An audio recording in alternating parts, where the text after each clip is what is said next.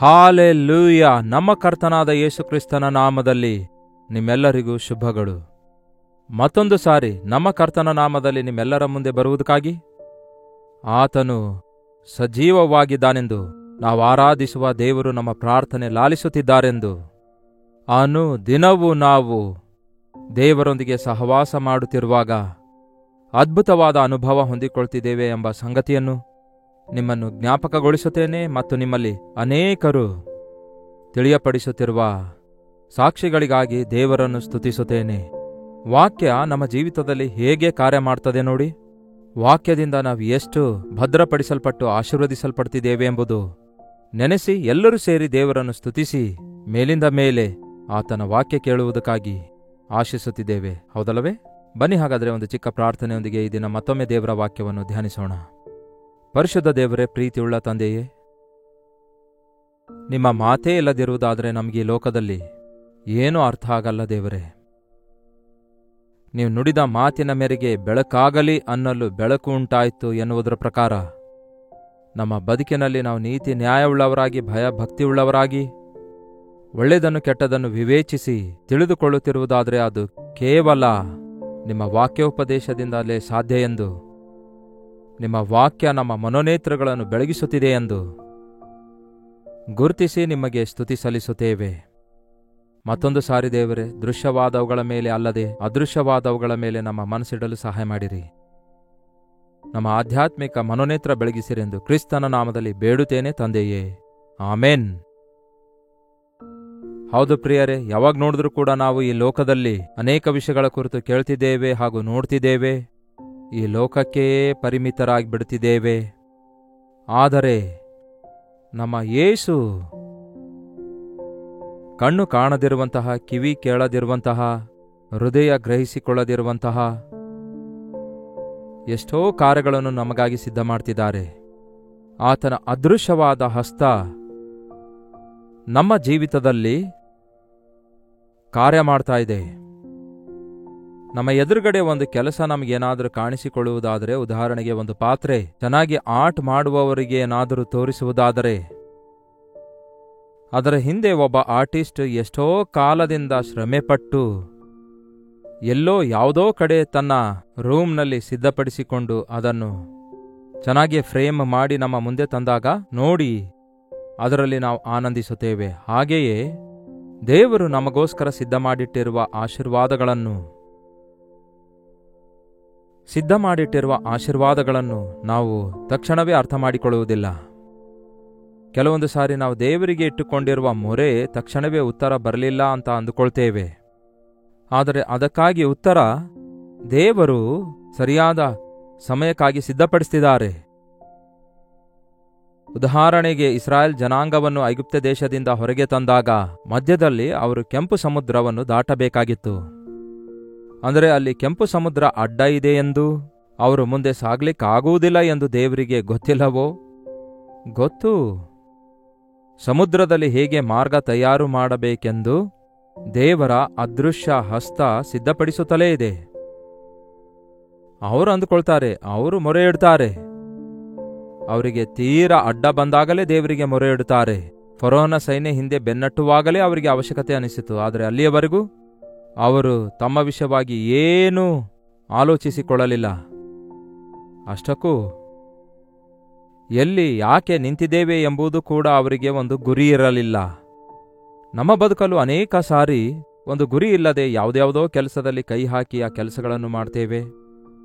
ಇಲ್ಲವೇ ಅತ್ಯಾಶಕ್ಕೆ ಹೋಗಿ ಅವುಗಳನ್ನು ಇವುಗಳನ್ನು ಪ್ಲಾನ್ ಮಾಡುತ್ತಾ ಇರ್ತೇವೆ.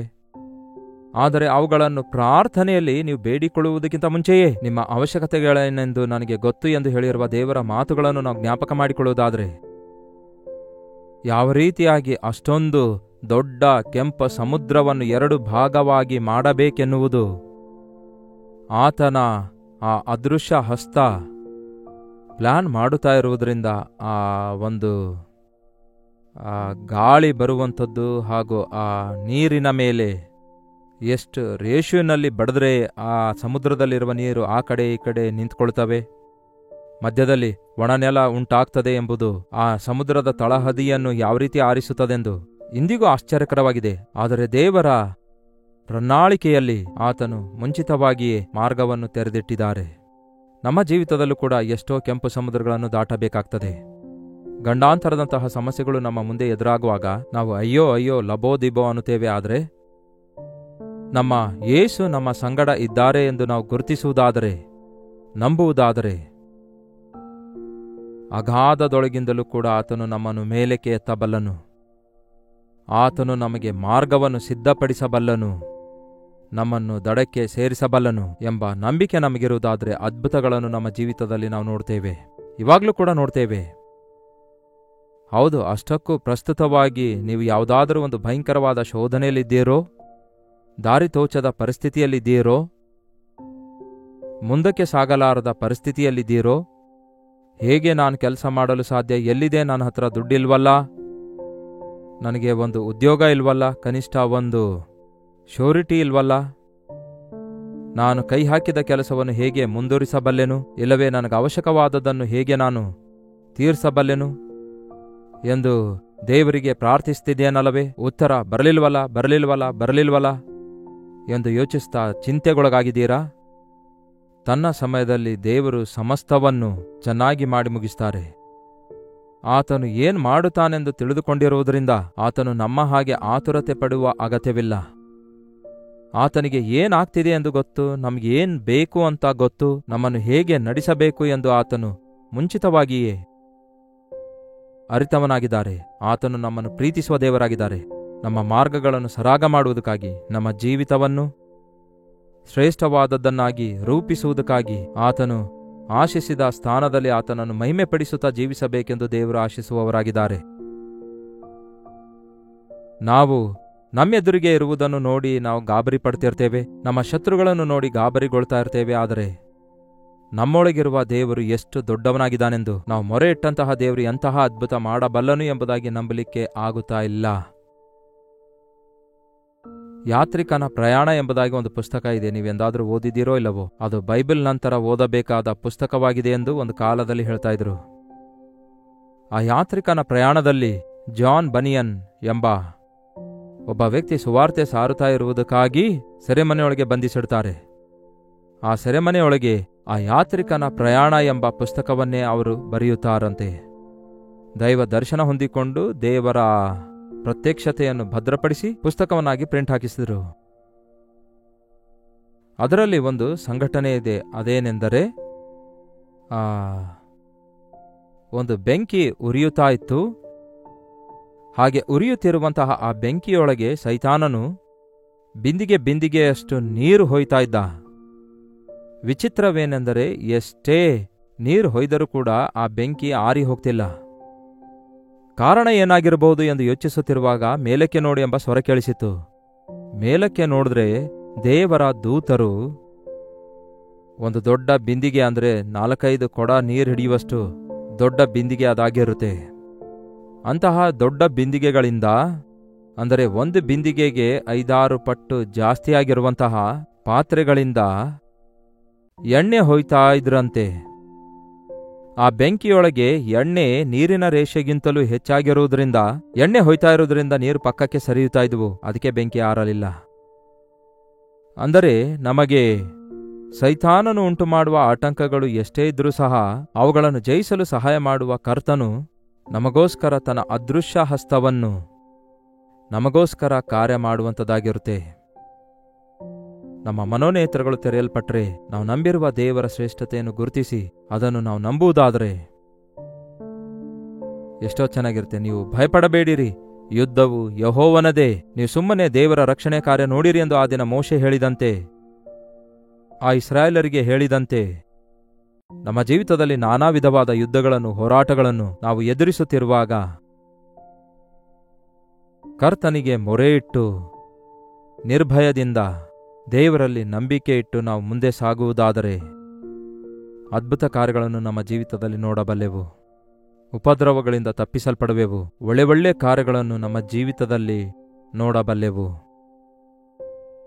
ಯಾವುದೇ ಚಿಕ್ಕ ವಿಷಯವಾಗಿರಲಿ, ಯಾವುದೇ ಮುಖ್ಯವಾದ ವಿಷಯವಾಗಿರಲಿ, ಎಂಥದೇ ಸಂಕಟವಾಗಿರಲಿ, ಎಂಥದೇ ಸಮಸ್ಯೆಯಾಗಿರಲಿ, ಕರ್ತನ ಬಳಿಗೆ ತರುವುದನ್ನು ನಾವು ಕಲಿಯುವುದಾದರೆ ನಾವು ಧನ್ಯರಾಗ್ತೇವೆ. ಆತನು ನಮಗೆ ಮೇಲು ಮಾಡುವಾತನಾಗಿದ್ದಾನೆ. ಇಸ್ರಾಯೇಲರನ್ನು ಐಗುಪ್ತ ದೇಶದ ದಾಸತ್ವದೊಳಗಿಂದ ಹೊರಗೆ ಕರ್ತರಬೇಕೆಂದು ಮೋಶೆಯನ್ನು ಕಳಿಸಿದರೆ ನಾನು ಬಿಡಲ್ಲ ಅನ್ನುತ್ತಾನೆ ಫರೋಹನು. ಆಗ ದೇವರು ಎಷ್ಟು ಅದ್ಭುತ ಮಾಡಿದರೆಂದು ನೋಡುವುದಾದರೆ, ಇಸ್ರಾಯೇಲರನ್ನು ಕಳಿಸಿಕೊಡದಿದ್ದರೆ ನಿನ್ನ ಮನೆಯಲ್ಲಿ ಕಪ್ಪೆ ತುಂಬಿಕೊಳ್ತೇವೆ ಅನ್ನುತ್ತಾನೆ. ಆಯ್ತು, ಕಳಿಸಲ್ಲ ಎಂದು ಫರೋಹನು ಹೃದಯ ಕಠಿಣ ಮಾಡಿಕೊಂಡಾಗ ಮನೆ ತುಂಬ ಪಾತ್ರೆಗಳಲ್ಲೆಲ್ಲ ಕಪ್ಪೆಗಳು, ಡ್ರಮ್ಗಳಲ್ಲೆಲ್ಲ ಕಪ್ಪೆಗಳು, ಬಕೆಟ್ ಎಲ್ಲವುಗಳಲ್ಲಿ ಕಪ್ಪೆಗಳು, ರೋಡ್ ಮೇಲೆ ಕಪ್ಪೆಗಳು, ಮನೆಯಲ್ಲಿ ಕಪ್ಪೆಗಳು, ಹೀಗೆ ಎಲ್ಲೆಡೆ ಕಪ್ಪೆಗಳು ಸೇರಿಕೊಳ್ತಾವಲ್ಲವೇ? ಕಾಲಿಡೋಣ ಅಂದ್ರೆ ಕಪ್ಪೆಯಲ್ಲಿ ಕಿರ್ಚುತ್ತಾ ಇರುತ್ತೆ, ಊಟ ಮಾಡೋಣ ಅಂದ್ರೆ ಪ್ಲೇಟ್ನಲ್ಲಿ ಕಪ್ಪೆಗಳು. ಆ ಭಯಂಕರವಾದ ವೇದನೆಗೊಳಗಾದ ನಂತರ, ಅಯ್ಯೋ ನಿಮ್ಮ ದೇವರೇ ದೊಡ್ಡ ದೇವರಾಗಿದ್ದಾರೆ, ನಮ್ಮನ್ನು ಇದರನ್ನು ಬಿಡಿಸುವ ಹಾಗೆ ದೇವರಿಗೆ ಬೇಡಿಕೋ ಅಂದಾಗ ದೇವರಿಗೆ ಮೋಶೆ ಮೊರೆಯಿಡ್ತಾನೆ. ಉಪಶಮನ ಉಂಟಾದ ಕೂಡಲೇ ಮತ್ತೆ ಫರೋಹನು ತನ್ನ ಹೃದಯ ಕಠಿಣ ಮಾಡಿಕೊಳ್ತಾನೆ. ನಾವು ಕೂಡ ಅಷ್ಟೇ ಪ್ರೇರೆ, ಮೊರೆಯಿಡ್ತೇವೆ, ದೇವರು ಅದ್ಭುತ ಮಾಡ್ತಾರೆ, ಆನಂತರ ಮತ್ತೆ ಮರ್ತು ಹೋಗಿ ಆ ದೇವರೇನ್ ಮಾಡಿದ್ದಾರೆ ಅನ್ನುವಂತೆ ಜೀವಿಸ್ತೇವೆ. ಬಹಳ ತಪ್ಪು ಪ್ರೇರೆ. ಆತನ ಉಪಕಾರಗಳಲ್ಲಿ ಯಾವುದೊಂದನ್ನು ಮರೆಯಬಾರದು. ಎರಡನೇ ಸಾರಿ ಆತನು ಹೇನುಗಳನ್ನು ಕಳಿಸುತ್ತಾನೆ. ಹೇನುಗಳು ಬಹಳ ಚಿಕ್ಕದಾಗಿರ್ತವೆ, ಆದರೆ ಬಹಳ ಕಾಟ ಕೊಡ್ತವೆ.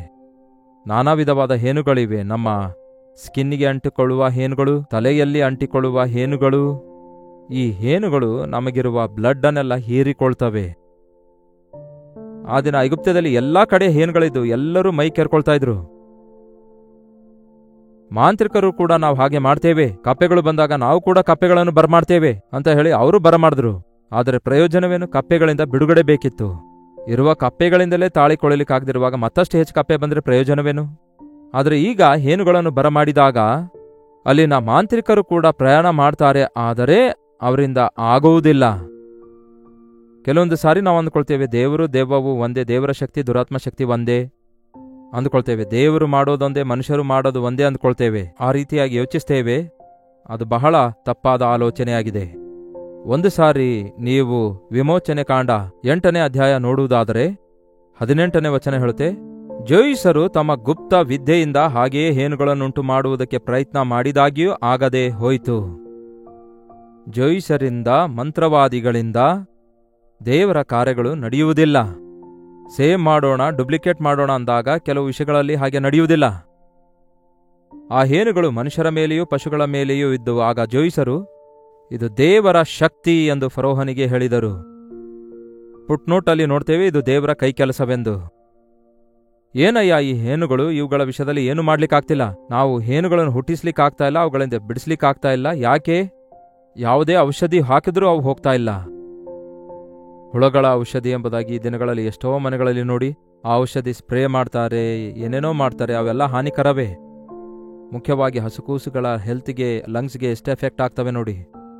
ಒಂದು ಕೇಡಿನಿಂದ ತಪ್ಪಿಸಿಕೊಳ್ಳಲು ಮತ್ತೊಂದು ಕೇಡುಂಟು ಮಾಡುವುದರಿಂದ ಪ್ರಯೋಜನವೇನು? ಆದಾಗ್ಯೂ ಆ ದಿನ ಆ ಹೇನು ಇವರು ಕೂಡ ಬರಮಾಡೋಣ ಅಂದ್ರೆ ಅವರಿಂದ ಆಗ್ಲಿಲ್ಲ. ಆಗ ಯಾಕ್ರಯ ಮಾಡ್ಲಿಕ್ಕಾಗಲ್ಲ ಅಂದಾಗ ಒಂದು ಮಾತು ಹೇಳ್ತಾರೆ, ಇದು ದೇವರ ಕೈ ಕೆಲಸವಾಗಿದೆ, ದೈವ ಶಕ್ತಿಯಾಗಿದೆ.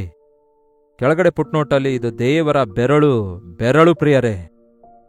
ದೇವರು ಬೆರಳು ತೋರಿಸುವುದಾದ್ರೆ ಸಾಕು. ದೇವರ ಬೆರಳಿನಲ್ಲಿಯೂ ಕೂಡ ಶಕ್ತಿ ಇದೆ.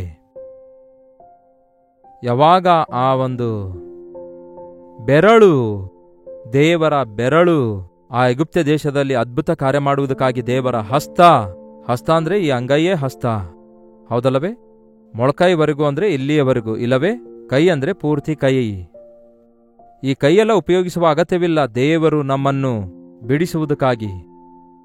ಈ ಕೈಯನ್ನೆಲ್ಲ ಉಪಯೋಗಿಸುವ ಅವಶ್ಯಕತೆ ಇಲ್ಲ ದೇವರು ನಮ್ಮನ್ನು ನಡೆಸುವುದಕ್ಕಾಗಿ. ಆತನ ಬೆರಳು ಒಂದೇ ಸಾಕು. ಬೆರಳು ತೋರಿಸಿದ್ರೆ ಸಾಕು ಪ್ರಿಯರೇ. ಅಧಿಕಾರಿಗಳು ಬೆರಳು ತೋರಿಸ್ತಾರೆ, ಬೆರಳು ತೋರಿಸಿ ಇಲ್ಲಿಗೆ ಬಾನುತ್ತಾರೆ, ಒಂದು ಬೆರಳು ತೋರಿಸಿ ಕರೆದ್ರೆ ಬರ್ತಾರೆ ಜನರು. ದೇವರ ಶಕ್ತಿ, ಅಧಿಕಾರ ಬೆರಳಿನಲ್ಲಿ ಕೂಡ ಇದೆ. ಆತನು ತನ್ನ ಬೆರಳಿನಿಂದ ಹಲಿಗೆ ಮೇಲೆ ದಶಾಜ್ಞೆಗಳನ್ನು ಬರೆದಿದ್ದಾರೆ. ಆತನ ಬೆರಳು ನಮ್ಮನ್ನು ನಿರ್ಮಿಸುತ್ತದೆ, ರೂಪಿಸುತ್ತದೆ. ಫಿಂಗರ್ಸ್ನಿಂದ ಬಹಳಷ್ಟು ಜನ ಚೆನ್ನಾಗಿ ಕೆಲಸ ಮಾಡ್ತಾರೆ ನೋಡಿ, ತಮ್ಮ ಕೈ ಬೆರಳುಗಳಿಂದ. ಅದೇ ರೀತಿ ನಾವು ಕೂಡ ದೇವರ ಕೈ ಕೆಲಸವಾಗಿದ್ದೇವೆ ಎಂದು ಬೈಬಲ್ ಹೇಳ್ತದೆ. ನೀವು ಯಾವುದಕ್ಕೂ ದಿಗುಲು ಪಡುವ ಅವಶ್ಯಕತೆ ಇಲ್ಲ, ಬಾಧೆ ಪಡುವ ಅವಶ್ಯಕತೆ ಇಲ್ಲ. ನಿಮ್ಮ ಜೀವಿತದಲ್ಲಿ ದೇವರು ಒಂದು ಪ್ರಣಾಳಿಕೆಯುಳ್ಳವರಾಗಿದ್ದಾರೆ. ದೇವರಿಗೆ ನೀವು ಬಹಳ ಇಷ್ಟಕರವಾದ ವ್ಯಕ್ತಿಯಾಗಿದ್ದೀರಿ. ಆ ವಿಷಯವನ್ನೇ ಗುರುತಿಸಿ ಕರ್ತನನ್ನು ಸ್ತುತಿಸುವುದಾದರೆ ಅದ್ಭುತವಾಗಿ ಆಗ ಆಧರಿಸಲ್ಪಡ್ತೀರಿ. ಯಾವುದು ನಮ್ಮ ಜೀವಿತದಲ್ಲಿ ಹೋರಾಟಕರವಾಗಿದೆಯೋ ಅದನ್ನು ಈ ದಿನ ದೇವರಿಗೆ ಹೇಳಿಕೊಳ್ಳೋಣ. ಅದಕ್ಕೆ ಆಲ್ರೆಡಿ ಆತನು ಯಾವಾಗಲೋ ಅದಕ್ಕೆ ಬಿಡುಗಡೆಯನ್ನು ಸಿದ್ಧ ಮಾಡಿಟ್ಟಿದ್ದಾರೆ. ಪರಿಷ್ಕಾರ ಆತನು ಸಿದ್ಧ ಮಾಡಿಟ್ಟಿದ್ದಾನೆ. ಆತನ ರಕ್ತ ಸಾಕು ನಮಗೆ ಪ್ರತಿ ಶೋಧನೆಯಿಂದ, ಪ್ರತಿ ವ್ಯಾಧಿಯಿಂದ, ನಮಗೆ ಪ್ರತಿ ಸಮಸ್ಯೆಯಿಂದ ಬಿಡುಗಡೆ ಕೊಡುವುದಕ್ಕಾಗಿ ದೇವರಲ್ಲಿ ನಂಬಿಕೆ ಇಡೋಣ, ಪ್ರಾರ್ಥಿಸೋಣ, ಆಶೀರ್ವದಿಸಲ್ಪಡೋಣ. ಪ್ರಾರ್ಥನೆ. ಪರಿಶುದ್ಧ ದೇವರೇ, ಪ್ರೀತಿಯುಳ್ಳ ತಂದೆಯೇ, ಒಂದು ಸಾರಿ ನಿಮ್ಮ ಬೆರಳು ತೋರಿಸಿದರೆ ಸಾಕು ದೇವರೇ, ನಿಮ್ಮ ಹಿಡಿತವನ್ನು ಬಿಚ್ಚಿದ್ರೆ ಸಾಕು ದೇವರೇ, ನಾವು ದಿವ್ಯ ದಾನಗಳಿಂದ ಆಶೀರ್ವದಿಸಲ್ಪಡ್ತೇವೆ. ನಮ್ಮ ಸಕಲ ಅವಶ್ಯಕತೆಗಳು ತೀರಿಸಲ್ಪಡ್ತವೆ.